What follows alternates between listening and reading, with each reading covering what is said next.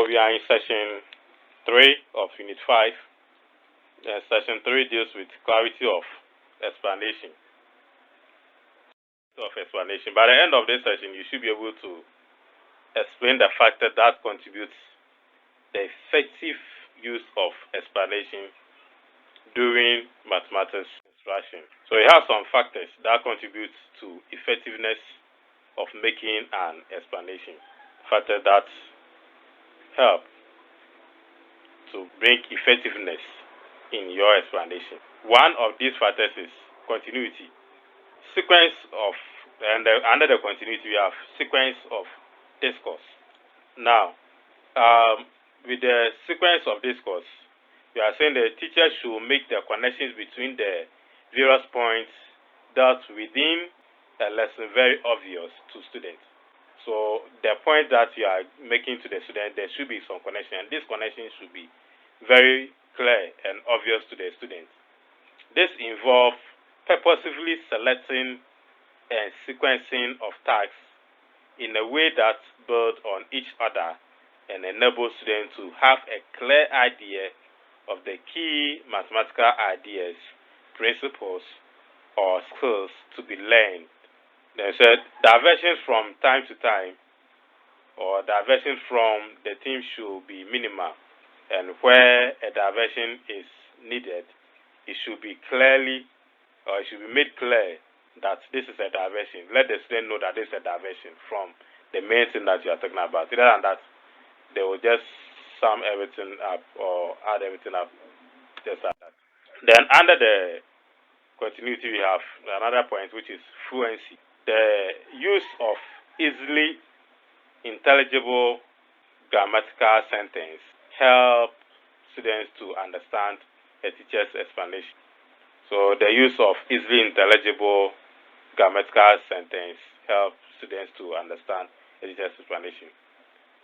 Success in this depend on the teacher's mastering of the subject, or the teacher's mastering of the subject matter, and his social confidence in class, and on a careful advanced plan of lesson.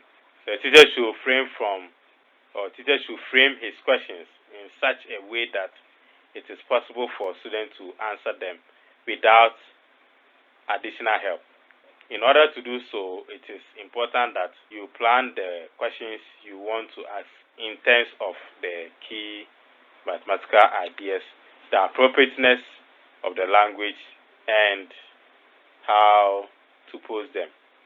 Then give your student adequate time to think about the answer. Another factor that influences the explanation is simplicity. So under the simplicity, we have 1, avoid a grammatical complexity. That do not include too much information in one sentence. Keep sentence short. Communicate complex relationship by visual means. The use of diagram, tables, models simplify relationships that are difficult to explain by speech. Another point under the simplicity is vocabulary. Use simple language within the student's normal vocabulary for effective communication. There's no need for any unnecessary big words that the students will not understand. The purpose for the teaching is for them to understand. So make sure the vocabulary that you are using are something that is within their domain. Then introduce special terms only when they are necessary for mastering a concept. When the terms are necessary to master a particular concept, then you can introduce them. So as I say, use language that are within the experience of the students. Another point for explanation, another point that contributes for effective explanation is explicitness. In this, we are saying it is often wrong to assume that there is more common grounds between the teacher and the student. This often takes the teacher to be less explicit. The use of phrases like "of course," "you know," are signs of teacher. It's like the moment you are using, oh, of course, this is what's happened, or this, then it's like you are presumed that the students know already, and that should be something that should be avoided. So let them give them what they have to get, or be explicit in your delivery. A clear explanation depends on the teacher's ability to identify the components that are to be related. That's object, events, processes, generalization. The ones that are supposed to be linked. The ability to identify them and relating them. That's a proper way for explanation. Then identify the relationship between the components. That's justifying and interpreting.